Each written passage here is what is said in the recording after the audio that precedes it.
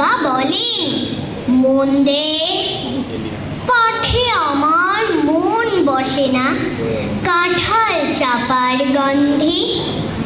আমার কেবল ইচ্ছে জাগে নদীর কাছে থাকতে, বকুল ডালে লুকিয়ে থেকে পাখির মতো ডাকতে। সবাই যখন ঘুমিয়ে পড়ে কর্ণফুলীর কুলটায়, দুধ ভরা ওই চাঁদের বাটি ফেরেশতারা উল্টায়। তখন কেবল ভাবতে থাকি, কেমন করে উঠব, কেমন করে শহর ছেড়ে সবুজ গায়ে ঘুরব। তোমরা যখন শিখছ পড়া মানুষ হওয়ার জন্য, আমি না হয় পাখি হব, পাখির মতো বন্য।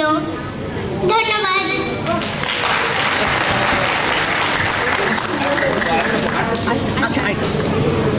নিঃস্বার্থ লিখেছেন কবি সুকুমার রায়। গোপলাটা হিংসুটে মা, খাবার দিলেন ভাগ করে, বললেন মুখে কিছু, ফেললে ছুটে রাগ করে।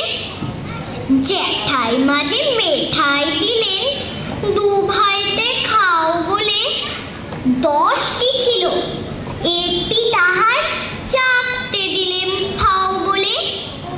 আর যে 9টি ভাগ করে তাই 3টি দিলেন গোপলাকে। তবুও কেবল হ্যাংলা ছেলে আমার ভাগে চোখ রাখে। বুঝিয়ে বলি, কাঁদিস কেন, তুই যে নেহা কনিষ্ঠ, বয়স বুঝে সামলে খাবি, তা নইলে হয় অনিষ্ট। 3টি বছর তফাৎ মোদের, জায়গা হিসেব গুনতে তাই মোদ্দা আমার 6খানি হয়, 3 বছরে 3টি পাই। তাও মানে না কেবল কাঁদে স্বার্থপরের শয়তানি। শেষটা আমার মেঠাই গুলো, খেতেই হলো সবখানি। ধন্যবাদ।